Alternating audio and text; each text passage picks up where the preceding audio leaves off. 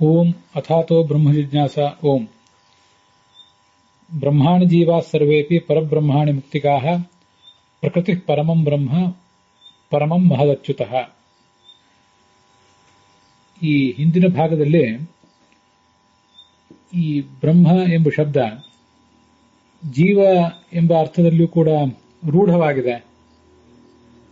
ಮತ್ತೆ ಯೋಗಾದ್ರೂಢಿರ್ ಬಲಿಯಸಿ ಅಂತ ಇರೋದರಿಂದ ಯೌಗಿಕ ಅರ್ಥಕ್ಕಿಂತ ರೂಢ ಅರ್ಥ ಅನ್ನೋದು ಹೆಚ್ಚು ಪ್ರಬಲ. ರೂಢ ಅಂದ್ರೆ ಏನು ಅನ್ನೋದನ್ನ ಸ್ವಲ್ಪ ಈಗ ಆಲೋಚನೆ ಮಾಡಬೇಕು. ಯೌಗಿಕ ಅರ್ಥ ವಿಷ್ಣು ಅಂತ, ರೂಢ ಎಂಬ ಅರ್ಥ ಜೀವ ಅಂತ. ಯೋಗಕ್ಕಿಂತ ರೂಢ ಎಂಬುದು ಪ್ರಬಲ ಆದ್ದರಿಂದ ಜೀವ ಎಂಬ ಅರ್ಥವನ್ನೇ ಇಲ್ಲಿ ತಗೊಂಡು ಜೀವನ ಜಿಜ್ಞಾಸೆ ಮಾಡಬೇಕು ಅಂತ ಆಗ್ತದೆ. ಬ್ರಹ್ಮ ಜಿಜ್ಞಾಸ ಮಾಡಬೇಕು ಅಂದ್ರೆ ಜೀವನ ಜಿಜ್ಞಾಸ ಮಾಡಬೇಕು ಅಂತ ಅರ್ಥ ಆಗಿಬಿಡ್ತದೆ. ವಿಷ್ಣುವಿನ ಜಿಜ್ಞಾಸೆ ಯಾಕೆ ಮಾಡ್ತಾ ಇದ್ದೀರಿ ಅಂತ ಒಂದು ಪ್ರಶ್ನೆ ಬಂದಿತ್ತು. ಇದು ರಾಘವೇಂದ್ರ ಸ್ವಾಮಿಗಳ ಆ ತತ್ವಮಂಜರಿಯ 12ನೆಯ ಮೂಲ. ಅದರಲ್ಲಿ ಈ ಯೋಗಕ್ಕಿಂತ ರೂಢಿ ಅನ್ನೋದು ಪ್ರಬಲ ಅಂತ ಹೀಗೇನು ಬಂದಿದೆಯಲ್ಲ, ರೂಢಿ ಯೋಗ ಅದ್ರ ಬಗ್ಗೆ ಮತ್ತಷ್ಟು ವಿವರಗಳನ್ನ ನಾವು ಗಮನಿಸಬೇಕು. ರೂಢಿ ಅಂದ್ರೆ ಯಾರ ರೂಢಿ, ಎಲ್ಲಿ ಬಂದಿರುವಂತಹ ರೂಢಿ ಅಂತ ಒಂದು ಜಿಜ್ಞಾಸೆ ನನ್ನ ಮುಂದೆ ಬಂತು.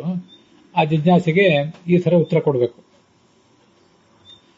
ರೂಢಿ ಅಂದ್ರೆ ಒಂದು ಕೋಶಗಳಲ್ಲಿ ಮತ್ತು ವ್ಯಾಕರಣ ಗ್ರಂಥಗಳಲ್ಲಿ ಉಪಲಬ್ಧ ಇರೋದು, ಮತ್ತೊಂದು ಜನರ ವ್ಯವಹಾರದಲ್ಲಿ ಬಳಕೆಯಲ್ಲಿರೋದು. ಇವೆರಡಕ್ಕೂ ಕೂಡ ರೂಢ ಅಂತಾನೆ ಕರೀತಾರೆ. ಇದನ್ ಬಿಟ್ರೆ ಹೆಚ್ಚಿನ ರೂಢಿ ಅಂತ ಅನ್ನೋದೇನಿಲ್ಲ. ಕೋಶಗಳು, ವ್ಯಾಕರಣ ಗ್ರಂಥಗಳು ಮತ್ತೆ ಕೆಲವು ಬೇರೆ ಗ್ರಂಥಗಳು ಆಗಿರಬಹುದು. ಯಾವುದಾದ್ರು ಸಂಬಂಧಪಟ್ಟಂತ ಬೇರೆ ಭಾಷಾಶಾಸ್ತ್ರ, ವೇದಾಂತ ಮೊದಲಾದ ಗ್ರಂಥಗಳು ಇರಬಹುದು. ಅಲ್ಲಿಯೂ ಯಾವುದಾದ್ರೂ ಒಂದು ಶಬ್ದಕ್ಕೆ ನಿರ್ದಿಷ್ಟವಾದ ಒಂದು ಅರ್ಥದಲ್ಲಿ ಅವರು ಬಳಕೆಯನ್ನು ಹೇಳಿದ್ರೆ ಅದನ್ನು ರೂಢ ಅಂತ ಹೇಳ್ತಾರೆ. ಜನಸಾಮಾನ್ಯರಂತೂ ಆ ರೂಢಿಯನ್ನೇ ಒಪ್ಕೊಂಡಿರ್ತಾರೆ. ರೂಢಿ ಅಂದ್ರೆ ಅಭ್ಯಾಸ ಅಂತ ಅರ್ಥ. ಹೀಗೆ ರೂಢ ಅನ್ನೋ ಶಬ್ದದ ಅರ್ಥವನ್ನ ನಾವೇನು ಅಂತ ನೋಡಿದ್ವಿ. ಕೋಶದಲ್ಲೇ ಕೆಲವು ಬಾರಿ ನಿರ್ದಿಷ್ಟ ಶಬ್ದಗಳಿಗೆ ಇಂಥ ಅರ್ಥ ಅಂತ ಅನ್ನೋದನ್ನ ಹೇಳಿರ್ತಾರೆ. ವ್ಯಾಕರಣ ಗ್ರಂಥಗಳಲ್ಲಿಯೂ ಕೂಡ ನಿರ್ದಿಷ್ಟ ಶಬ್ದಗಳಿಗೆ ಅರ್ಥವನ್ನು ವರ್ಣಿಸಿರ್ತಾರೆ. ಅದರಂತೆ ಭಾಷಾಶಾಸ್ತ್ರ, ವೇದಾಂತ ಇತ್ಯಾದಿಗಳಲ್ಲೂ ಕೂಡ ಆ ನಿರ್ದಿಷ್ಟ ಶಬ್ದಗಳಿಗೆ ನಿರ್ದಿಷ್ಟ ಅರ್ಥಗಳನ್ನ ವರ್ಣನೆ ಮಾಡಿರ್ತಾರೆ. ಹೀಗೆ ಯಾವ ಶಬ್ದ ಯಾವ ಅರ್ಥದಲ್ಲಿ ರೂಢ, ಎಲ್ಲಿ ರೂಢಿ ಇದೆ ಅಂತ ಅನ್ನೋದನ್ನೆಲ್ಲ ನಾವು ಚಿಕ್ಕ ಮಕ್ಕಳಿದ್ದಾಗಿಂದನೇ ವ್ಯವಹಾರವನ್ನು ಗಮನಿಸಿ, ನಮ್ಮ ಸುತ್ತಮುತ್ತಲಿನ ಜನರ ವ್ಯವಹಾರವನ್ನು ಗಮನಿಸಿ ನಾವು ಅರ್ಥ ಮಾಡ್ಕೊಳ್ತೇವೆ. ಮುಂದೆ ಸ್ವಲ್ಪ ದೊಡ್ಡವರಾದ್ಮೇಲೆ ಕೋಶ, ವ್ಯಾಕರಣ, ಭಾಷಾಶಾಸ್ತ್ರ ಇತ್ಯಾದಿಗಳನ್ನು ಓದುವ ಪ್ರಸಂಗ ಬಂದಾಗ ಅಲ್ಲಿ ಅರ್ಥ ಮಾಡ್ಕೊಳ್ತೇವೆ. ಅಂತೂ ಯೌಗಿಕ ಅರ್ಥಕ್ಕಿಂತ ರೂಢ ಅರ್ಥ ಅನ್ನೋದು ಪ್ರಬಲ. ರೂಢಿ ಅಂದ್ರೆ ಅಭ್ಯಾಸ, ಜನರ ಅಭ್ಯಾಸದಿಂದ ಪ್ರಾಪ್ತವಾದ ಅರ್ಥ ಅಂತ ಇಷ್ಟ ಅರ್ಥ ಆಗ್ತದೆ. ಹಾಗಾದ್ರೆ ಯೋಗ ಅಂದ್ರೆ ಏನು? ಯೋಗ ಅಂದ್ರೆ ಸಂಬಂಧ ಅಂತ ಅರ್ಥ. ಸಂಬಂಧ ಅಂದ್ರೆ ಅರ್ಥ, ಧಾತು ಮತ್ತು ಪ್ರತ್ಯಯ ಅವುಗಳ ನಡುವಿನ ಸಂಬಂಧ ಅಂತ ಅರ್ಥ. ಇದು ಯಾವ ಧಾತು ಬಂದಿದೆ, ಯಾವ ಧಾತುವಿಗೆ ಯಾವ ಪ್ರತ್ಯಯ ಬಂದು ಈಗ ಅರ್ಥ ಆಗಿದೆ ಅಂತ ಅನ್ನೋದು ಸಾಮಾನ್ಯವಾಗಿ ಜನಸಾಮಾನ್ಯರಿಗೆ ಗೊತ್ತಿರೋದಿಲ್ಲ. ಅದನ್ನು ನಾವು ಮತ್ತೆ ಕೋಶ, ವ್ಯಾಕರಣ, ಭಾಷಾಶಾಸ್ತ್ರ ಇತ್ಯಾದಿ ಗ್ರಂಥಗಳಿಂದಲೇ ಅರ್ಥ ಮಾಡ್ಕೊಳ್ಬೇಕಾಗ್ತದೆ. ಜನಸಾಮಾನ್ಯರಲ್ಲೂ ಕೂಡ ಕೆಲವರು ಯಾಕೆ ಈ ಶಬ್ದ ಈ ಅರ್ಥವನ್ನು ಹೇಳ್ತದೆ, ಆ ಶಬ್ದವನ್ನು ಒಡೆದ್ರೆ ಏನಾಗ್ತದೆ ಅಂತ ಅನ್ನೋದನ್ನ ಜನಸಾಮಾನ್ಯರಲ್ಲಿ ಸೇರಿದಂತಹ ಕೆಲವರು ಹೇಳಬಹುದು, ಕೆಲವು ಬಾರಿ ಇಲ್ಲ ಅಂತಲ್ಲ. ಸಾಮಾನ್ಯವಾಗಿ ಜನರ ವ್ಯವಹಾರದಿಂದ ನಮಗೆ ರೂಢವಾದಂತಹ ಶಬ್ದಗಳ ಪರಿಚಯ ಮಾತ್ರ ಆಗ್ತದೆ. ಕೋಶ, ವ್ಯಾಕರಣ ಮತ್ತೆ ಭಾಷಾಶಾಸ್ತ್ರ, ವೇದಾಂತ ಶಾಸ್ತ್ರ, ತರ್ಕಶಾಸ್ತ್ರ ಇತ್ಯಾದಿಗಳ ಮೂಲಕ ರೂಢವಾಗಿರುವಂತಹ ಪದಗಳ ಪರಿಚಯವೂ ಆಗ್ತದೆ. ಹಾಗೆ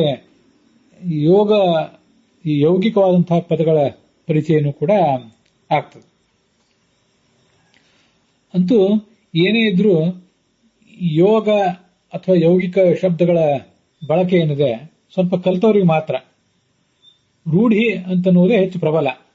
ರೂಢಿಯನ್ನು ಯಾವತ್ತೂ ಮೀರಬಾರದು, ಲೋಕ ರೂಢಿಯನ್ನು ಯಾವತ್ತೂ ಕೂಡ ಮೀರಬಾರದು. ಲೋಕದಲ್ಲಿ ಏನು ಪ್ರಯೋಗ ಇದೆ ಹಾಗೆ ಪ್ರಯೋಗವನ್ನು ಅನುಸರಿಸಿ ಮುಂದುವರಿಬೇಕು. ಒಂದು ಶಬ್ದಕ್ಕೆ ಒಂದು ಧಾತುವನ್ನು ಒಂದು ಪ್ರತ್ಯಯವನ್ನು ಸೇರಿಸಿ ಏನೂ ಅರ್ಥ ಮಾಡ್ಲಿಕ್ಕೆ ಬರ್ತಿರಬಹುದು. ಆದರೆ ಆ ಅರ್ಥವನ್ನು ಮಾಡಿದ್ರಿಂದ ಜನಸಾಮಾನ್ಯರಿಗೆ ಜ್ಞಾನ ಆಗ್ತದ ಅಂತ ಅನ್ನೋದನ್ನು ವಿಚಾರ ಮಾಡಬೇಕಲ್ಲ.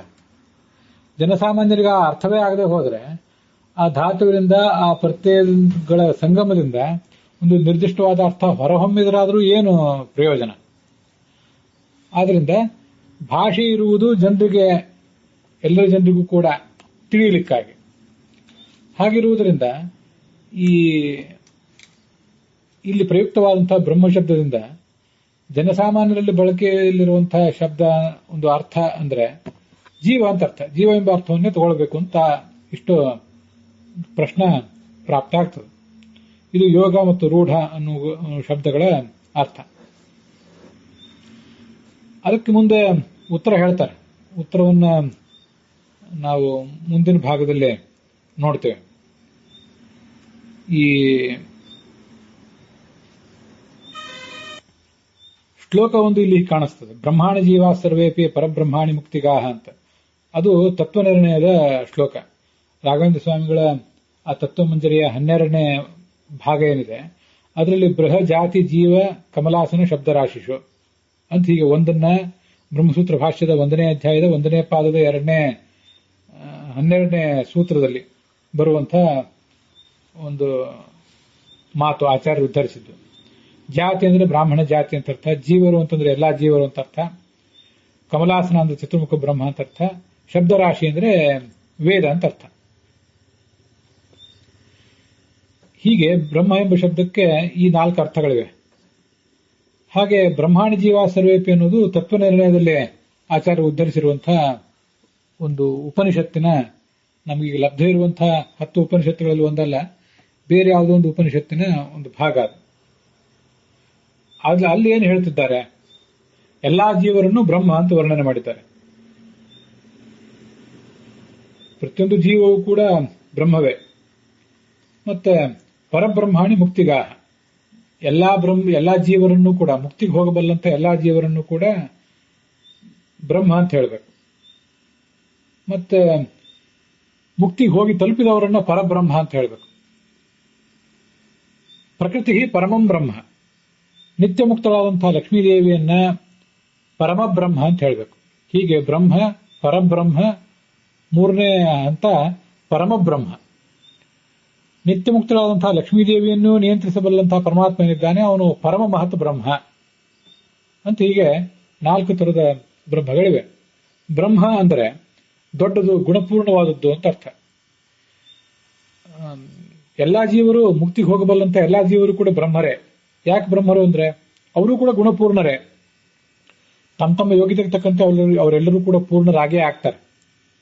ಆದ್ದರಿಂದ ಅವರನ್ನ ಬ್ರಹ್ಮ ಅಂತ ಹೇಳ್ತಾರೆ. ಸಂಸಾರದಲ್ಲಿದ್ದು ಇನ್ನು ಮುಂದೆ ಬ್ರಹ್ಮರಾಗುವಂಥ, ಗುಣಪೂರ್ಣರಾಗುವಂಥ ಜೀವರಿಗಿಂತ ಈಗಾಗಲೇ ಮುಕ್ತಿ ತಲುಪಿ ಅಲ್ಲಿ ಗುಣಪೂರ್ಣರಾಗಿರುವವರು ಹೆಚ್ಚು ಶ್ರೇಷ್ಠರು. ಅವರಿಗಿಂತ ನಿತ್ಯ ಮುಕ್ತಳಾಗಿರುವಂತಹ, ಹೆಚ್ಚು ಗುಣಗಳಿಗೆ ಆಶ್ರಯಳಾದಂತಹ ಲಕ್ಷ್ಮೀದೇವಿ ದೊಡ್ಡವಳು, ಅವಳಿಗಿಂತ ಅನಂತ ಗುಣನಾದಂಥ ಪರಮಾತ್ಮ ದೊಡ್ಡವನು ಅಂತ ಆ ಬ್ರಹ್ಮಾಣಿ ಜೀವ ಸರ್ವೇಪಿ ಅನ್ನುವ ಒಂದು ಉಪನಿಷತ್ತಿನ ಭಾಗದಲ್ಲಿ ಹೇಳ್ತಾರೆ. ಅಂತೂ ನನು ಅಂತೇನು ಪ್ರಶ್ನೆ ಮಾಡ್ತಿದ್ದಾರಲ್ಲಿ ಆ 12ನೇ ಭಾಗದಲ್ಲಿ, ಆ ಪ್ರಶ್ನೆ ಮಾಡುವವರು ಇದೆರಡನ್ನೂ ಬಳಸಿ ಪ್ರಶ್ನೆ ಮಾಡ್ತಿದ್ದಾರೆ. ಎಲ್ಲಾ ಜೀವನನ್ನು ಬ್ರಹ್ಮ ಅಂತ ಹೇಳಿದ್ದಾರೆ. ಮತ್ತೆ ಬೃಹಜಾತಿ ಜೀವ ಕಮಲಾಸನ ಶಬ್ದರಾಶಿಷು ಅನ್ನುವಲ್ಲಂತೂ ಜೀವರನ್ನ ಬ್ರಹ್ಮ ಅಂತ ಹೇಳೇ ಇದ್ದಾರೆ. ಹೀಗೆ ಜೀವ ಎಂಬ ಶಬ್ದಕ್ಕೆ ರೂಢಿಯಿಂದ, ಶಾಸ್ತ್ರದ ರೂಢಿಯಿಂದಲೂ ಜನಸಾಮಾನ್ಯರ ರೂಢಿಯಿಂದಲೂ ಜೀವ ಅಂತಲೇ ಅರ್ಥ ತಿಳಿದು ಬರ್ತಾ ಇರುವಾಗ ರೂಢಿ ತ್ಯಾಗೇನ, ಆ ರೂಢಿಯನ್ನು ಬಿಟ್ಟು ಯೌಗಿಕ ಅರ್ಥ ವಿಷ್ಣು ಗ್ರಹಣೆ ಹೇತ್ವಭಾವಾತ್, ಯೌಗಿಕವಾದಂತಹ ಅರ್ಥವನ್ನ ಅಲ್ಲಿ ಸ್ವೀಕಾರ ಮಾಡಲಿಕ್ಕೆ ಯಾವುದೇ ಕಾರಣ ಇಲ್ಲ ಅಂತ ಪ್ರಶ್ನೆ ಮಾಡುವವರ ಅಭಿಪ್ರಾಯ. ಆ ಪ್ರಶ್ನೆಗೆ ಮುಂದಿನ 13ನೇ ಭಾಗದಲ್ಲಿ ಜನ್ಮಾದ್ಯಸೇತ ಹೇತಿ ತದರ್ಥಮಾಹ ಸರ್ವಕರ್ತೇತಿ ಅಂತ 13ನೇ ಭಾಗ ತತ್ವಮಂಜರಿದೇನಿದೆ ಅಲ್ಲಿ ಉತ್ತರ ಕೊಡ್ತಾರೆ. ಅಂತೂ ಯೋಗ ಅಂದ್ರೆ ಏನು, ರೂಢಿ ಅಂದ್ರೆ ಏನು ಅನ್ನೋದ್ರ ಬಗ್ಗೆ ಸ್ವಲ್ಪ ಸ್ಪಷ್ಟೀಕರಣವನ್ನ ಇಲ್ಲಿ ನಾವು ತಗೊಂಡಂತೆ ಆಯ್ತು. ಈ ಬ್ರಹ್ಮ ಅಂದ್ರೆ ಎಲ್ಲಾ ಜೀವರು ಅವ್ರದೇ ಜಿಜ್ಞಾಸೆ ಮಾಡಬೇಕು ಅಂತ ಪ್ರಾಪ್ತವಾಯಿತು. ಅವ್ರ ಜಿಜ್ಞಾಸೆಯಿಂದ ಮೋಕ್ಷ ಆಗೋದು ಹೇಗೆ ಅಂತ ಅಲ್ಲಿ ಏನು ಆ 12ನೇ ಭಾಗದಲ್ಲಿ ಪ್ರಶ್ನೆ ಇದೆಯಲ್ಲ, ಅದಕ್ಕೆ ಸಂಬಂಧಪಟ್ಟಂತೆ ಇನ್ನೂ ಒಂದು ವಿಷಯವನ್ನು ನಾವು ಗಮನಿಸಬೇಕು. ವಸ್ತುತಃ ಈ ಎಲ್ಲಾ ಜೀವರ ಬಗ್ಗೆನೂ ಕೂಡ ಜಿಜ್ಞಾಸೆ ಮಾಡಬೇಕು, ಅವರ ಜ್ಞಾನವೂ ಬೇಕು ಮುಕ್ತಿಗೆ ಹೋಗಲಿಕ್ಕೆ ಅಂತ ಭಾಗವತ ತಾತ್ಪರ್ಯದಲ್ಲಿ ಒಂದು ಕಡೆ ಹೇಳ್ತಾರೆ. ತಂತ್ವಾಗತಾಹಂ ಶರಣಂ ಶರಣ್ಯಂ ಸ್ವಭೃತ್ಯ ಸಂಸಾರತರೋ ಕುಠಾರಂ ಜಿಜ್ಞಾಸೆಯ ಪ್ರಕೃತೇ ಪೂರುಷಸ್ಯ ನಮಾಮಿ ಸದ್ಧರ್ಮ ವಿಧಾಂ ವರಿಷ್ಠಂ ಅಂತ ಈ ಕಪಿಲ ಋಷಿಯ ತಾಯಿಯ ಒಂದು ಪ್ರಾರ್ಥನೆ ಕಪಿಲರ ಎದುರಿಗೆ. ಜಿಜ್ಞಾಸೆಯ ಪ್ರಕೃತೇ ಪೂರುಷಸ್ಯ, ಪ್ರಕೃತಿ ಮತ್ತು ಪುರುಷರ ಜಿಜ್ಞಾಸೆಯಿಂದ ನಾನು ನಿನ್ನ ಬಳಿಗೆ ಬಂದಿದ್ದೇನೆ, ನನಗೆ ತತ್ವವನ್ನು ಹೇಳಿಕೊಡು ಅಂತ ಅವಳು ಅಲ್ಲಿ ಕೇಳ್ತಾಳೆ. ಭಾಗವತ ತಾತ್ಪರ್ಯದಲ್ಲಿ ನಾರಾಯಣೋ ಬ್ರಹ್ಮವಾಯು ವೀಂದ್ರಶೇಷೋ ಹರಸ್ತಥಾ ಕಾಮಶ್ಚಕ್ರೋ ಗುರುರ್ದಕ್ಷ ಮನ್ವಾದ್ಯ ಭಾಸ್ಕರಾದಯ ಸರ್ವಜೀವಾಶ್ಚ ಕ್ರಮಶಃ ಪುರುಷಾಖ್ಯಾಭಿಶಬ್ದಿತಾ ತತ್ಪತ್ನ್ಯೋ ಬಂಧಶಕ್ತಿಶ್ಚ ಸ್ತ್ರಿಯಃ ಸರ್ವಾಃ ತಥಾ ಜಡಂ ಕ್ರಮಾತ್ ಪ್ರಕೃತಿರಿತ್ಯುಕ್ತಾಃ ತಜ್ಞಾನಾತ್ ವಿಪ್ರಮುಚ್ಯತೆ ಅಂತ ಒಂದು ಪ್ರಮಾಣ ಶ್ಲೋಕವನ್ನು ಆಚಾರ್ಯ ಹೇಳ್ತಾರೆ. ಪ್ರಕೃತಿ ಮತ್ತು ಪುರುಷರ ಜಿಜ್ಞಾಸೆ ಅಂದ್ರೆ ಅದು ಕೇವಲ ಲಕ್ಷ್ಮೀ ಮತ್ತು ಪರಮಾತ್ಮರ ಜಿಜ್ಞಾಸೆ ಮಾತ್ರ ಅಂತ ಯಾರು ತಿಳಿಬಾರದು. ಸೃಷ್ಟಿಯಲ್ಲಿ ಅತ್ಯಂತ ಮುಖ್ಯರಾದಂತಹ ಪ್ರಕೃತಿ ಮತ್ತು ಪುರುಷರು ಅಂದ್ರೆ ಲಕ್ಷ್ಮೀ ಮತ್ತು ನಾರಾಯಣರು, ಅದ್ರ ಬಗ್ಗೆ ಸಂಶಯ ಏನೂ ಇಲ್ಲ. ಆದರೆ ನಾರಾಯಣ ಪುರುಷರು ಅಂದ್ರೆ ಯಾರು? ನಾರಾಯಣ, ಬ್ರಹ್ಮವಾಯುಗಳು, ಮತ್ತೆ ಗರುಡ, ಶೇಷ, ಹರ, ಕಾಮ, ಇಂದ್ರ, ಬೃಹಸ್ಪತಿ, ದಕ್ಷ ಪ್ರಜಾಪತಿ, ಮತ್ತೆ ಮನುಗಳು, ಮನ್ವಾದ್ಯಾಹ, ಭಾಸ್ಕರಾದಯ, ಸ್ವಯಂಭವ ಮನು ಮೊದಲಾದವರು, ಭಾಸ್ಕರಾದಯ, ಸೂರ್ಯ ಮೊದಲಾದವರು, ಸೂರ್ಯಚಂದ್ರ ಮೊದಲಾದವರು, ಸರ್ವಜೀವಾಶ್ಚ ಕ್ರಮಶಃ ಪುರುಷಾಖ್ಯಾಭಿ ಶಬ್ದಿತಾ. ಹೀಗೆ ಎಲ್ಲಾ ಜೀವರನ್ನೂ ಕೂಡ ನಾವು ಕೂಡ ಪುರುಷರೇ, ಪರಮಾತ್ಮ ದೊಡ್ಡ ಪುರುಷ, ನಾವು ಸಣ್ಣ ಪುರುಷರು, ಕ್ರಮವಾಗಿ ತಾರತಮ್ಯ ಕಕ್ಷಾದಲ್ಲಿ ಕೆಳಗೆ ಬಂದಂತೆ ಪುರುಷಾಖ್ಯಾಭಿ ಶಬ್ದಿತಾ. ತತ್ಪತ್ನ್ಯ, ನಾರಾಯಣನ ಪತ್ನಿ, ಬ್ರಹ್ಮವಾಯುಗಳ ಪತ್ನಿ, ಗರುಡ ಶೇಷ ರುದ್ರರ, ಸ್ವಯಂಭವ ಮನುವಿನ, ಇಂದ್ರನ ಎಲ್ಲರ ಪತ್ನಿಯರು, ಮತ್ತೆ ಬಂಧಶಕ್ತಿ ಅಂದ್ರೆ ಪ್ರಕೃತಿ, ಜಡವಾದ ಪ್ರಕೃತಿ, ಸ್ತ್ರೀಯ ಸರ್ವಾಹ, ಎಲ್ಲಾ ಸ್ತ್ರೀಯರು ಕೂಡ, ಕೇವಲ ದೇವತಾ ಸ್ತ್ರೀಯರು ಮಾತ್ರ ಅಲ್ಲ, ನಮ್ಮ ಸ್ತ್ರೀಯರು ಕೂಡ, ನಮ್ಮ ಪತ್ನಿಯರು, ನಮ್ಮ ತಾಯಂದಿರು, ತಂಗಿಯಂದಿರು ಎಲ್ಲರೂ ಕೂಡ ಅವರು ಪ್ರಕೃತಿಗಳೇ. ಕ್ರಮಾತ್ ಪ್ರಕೃತಿ ಶಬ್ದೋಕ್ತಾಹ, ಇವರೆಲ್ಲರೂ ಕೂಡ ಪ್ರಕೃತಿ ಅಂತ ಕರೆಸ್ಕೊಂಡಿದ್ದಾರೆ. ಆದ್ರಿಂದ ಅವರ ತಜ್ಞಾನ ವಿಪ್ರಮುಚ್ಯತೆ, ಅವರ ಜ್ಞಾನದಿಂದ ಮುಕ್ತಿ ಅಂತ ಅಲ್ಲಿ ವರ್ಣನೆ ಮಾಡಿದ್ದಾರೆ. ಆದ್ರಿಂದ ಪರಮಾತ್ಮನ ಲಕ್ಷ್ಮೀನಾರಾಯಣರ ಜ್ಞಾನ ಬೇಕು, ಬ್ರಹ್ಮವಾಯುಗಳ ಜ್ಞಾನ, ಗರುಡ ಶೇಷ ರುದ್ರರ ಅವರ ಪತ್ನಿಯರ ಜ್ಞಾನ, ಇಂದ್ರ ಶಶಿಯರ ಜ್ಞಾನ, ಇವರೆಲ್ಲರ ಜ್ಞಾನವೂ ಬೇಕು. ಆದರೆ ಮೇಲ್ಮೇಲೆ ಹೋದಂತೆ ಅವರವರ ಗುಣಗಳು ಹೆಚ್ಚಿಗೆ ಇರೋದ್ರಿಂದ ಆ ಗುಣಗಳು ಹೆಚ್ಚು ಯಾರಲ್ಲಿವೆಯೋ ಅವರ ಹೆಚ್ಚು ಜ್ಞಾನ ಬೇಕು, ಗುಣಗಳು ಕಡಿಮೆ ಯಾರಲ್ಲಿವೆಯೋ ಆ ವ್ಯಕ್ತಿಗಳದ್ದು ಕಡಿಮೆ ಜ್ಞಾನ ಇದ್ರೆ ಆಯ್ತು. ನಮ್ಮ ಸುತ್ತಮುತ್ತಲಿದ್ದವ್ರದ್ದು ಕೂಡ ಕೆಲವರು ಅವರು ನಮಗೆ ಗುರುಗಳಾಗಿದ್ರೆ ಅವರವ್ರ ಜ್ಞಾನ ನಮಗೆ ಬೇಕಾಗೇ ಆಗ್ತದೆ. ಅಂತ ಪುರುಷ, ಅಂತ ಪ್ರಕೃತಿ, ಅವ್ರ ಬಗ್ಗೆ ಒಂದು ಸ್ವಲ್ಪ ಮಟ್ಟಿನ ಜ್ಞಾನ ಬೇಕಾಗೇ ಆಗ್ತದೆ. ಆಳವಾದ ಜ್ಞಾನ ಏನೂ ಬೇಕಾಗದೇ ಇದ್ರು ಕೆಲವರದಾದ್ರೂ ವ್ಯಕ್ತಿತ್ವದ, ಮೂಲ ವ್ಯಕ್ತಿತ್ವದ ಒಳಗಿನ ಆತ್ಮದ ಪರಿಚಯ ಬೇಕಾಗ್ತದೆ. ಅದು ಯಾವುದು ನಮಗೆ ಯಾವ ಕಾಲದಲ್ಲಿ ಯಾವುದು ಬೇಕು ಅಂತ ಅನ್ನೋದನ್ನ ಆಯಾ ಹಂತದಲ್ಲೇ ನಾವು ತಿಳ್ಕೊಳ್ತೀವಿ. ಪ್ರತಿಯೊಂದು ಇದೇ ಹಂತದಲ್ಲಿ ತಿಳಿಯುವಂತ ಸಂಗತಿ ಏನಲ್ಲ ಅದು. ಅದರಿಂದ ಜೀವರ ಜಿಜ್ಞಾಸೆಯೂ ಇದೆ, ಜೀವ ಜಿಜ್ಞಾಸೆ ವ್ಯರ್ಥ ಏನಲ್ಲ. ಆದರೆ ಜೀವ ಜಿಜ್ಞಾಸೆ ಅತ್ಯಂತ ಮುಖ್ಯ ಅಲ್ಲ. ಪರಮಾತ್ಮನ ಜಿಜ್ಞಾಸೆ, ಪರಬ್ರಹ್ಮನ ಜಿಜ್ಞಾಸೆಯೇ ಬಹಳ ಮುಖ್ಯ. ಈ ಬ್ರಹ್ಮನ ಜಿಜ್ಞಾಸೆ ಆ ಪರಬ್ರಹ್ಮನ ಜಿಜ್ಞಾಸೆಗೆ ಒಂದು ಅಂಗ ಮಾತ್ರ. ಇಂಥ ಇವರೆಲ್ಲರನ್ನೂ ಕೂಡ ಅವನು ಆಳ್ತಾ ಇದ್ದಾನೆ, ನಿಯಂತ್ರಿಸ್ತಾ ಇದ್ದಾನೆ ಅನ್ನುವುದು ಆ ಪರಮಪುರುಷನ ಜಿಜ್ಞಾಸೆ. ಇವರೆಲ್ಲರೂ ಕೂಡ ಬ್ರಹ್ಮರಾಗಿದ್ದಾರೆ, ಯಾಕೆಂದ್ರೆ ಗುಣಪೂರ್ಣರಾಗುವ ಶಕ್ತಿ ಇದೆ ಇವರಿಗೆ. ಕೆಲವರು ಈಗಾಗಲೇ ಆಗಿದ್ದಾರೆ ಗುಣಪೂರ್ಣರು, ತಮ್ಮ ಆ ಗುಣಪೂರ್ಣತ್ವದ ಕಲಶವನ್ನು ತುಂಬಿಸಿಕೊಂಡಿದ್ದಾರೆ. ಇನ್ನು ಕೆಲವರು ಇನ್ನೂ ತುಂಬಿಸಿಕೊಂಡಿಲ್ಲ.